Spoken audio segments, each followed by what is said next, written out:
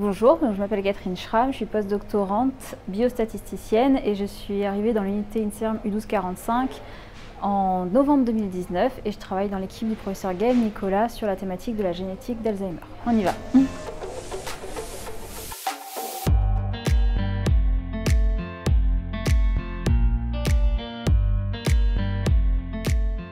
Des biostatisticiens, il y en a besoin partout, ça c'est vrai. Après, la spécificité de l'équipe ici, c'est l'équipe qui est pluridisciplinaire. Donc moi, c'est quelque chose que j'aime beaucoup, c'est pouvoir travailler en interaction avec les autres. Travailler sur ces données-là, ça nécessite déjà de recruter des patients, donc ça c'est les cliniciens qui vont le faire.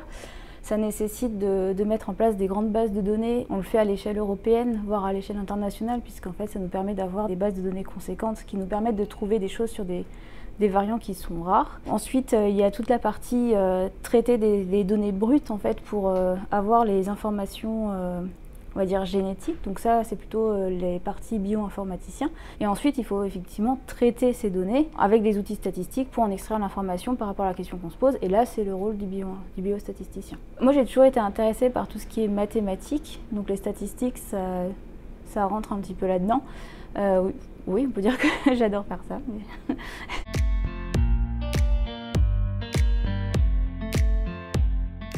Je suis aussi amenée à donner des cours à l'université de Rouen, notamment chez les L2 Sciences pour la santé. Donc ils ont un module de biostat. Si on veut avoir un regard objectif et correct sur les données qui nous sont fournies ou sur les conclusions qui nous sont fournies avec des articles, des études, etc., il faut avoir un minimum de connaissances des tests statistiques pour pouvoir ensuite prendre ça dans le bon sens et puis pouvoir l'interpréter correctement. Je ne dis pas qu'on ne peut pas surtout croire tout ce qu'on lit, etc., mais avoir une petite notion de pourquoi est-ce que les conclusions d'un article sont réellement aussi fantastiques que ce qu'ils disent, est-ce qu'il y a des biais, est-ce qu'il y a quelque chose, enfin avoir un petit peu l'esprit critique, je pense que c'est important. Oui. Je travaille sur la biostatistique dans le domaine de la génétique et on a encore beaucoup à découvrir en génétique. On a déjà des immenses bases de données.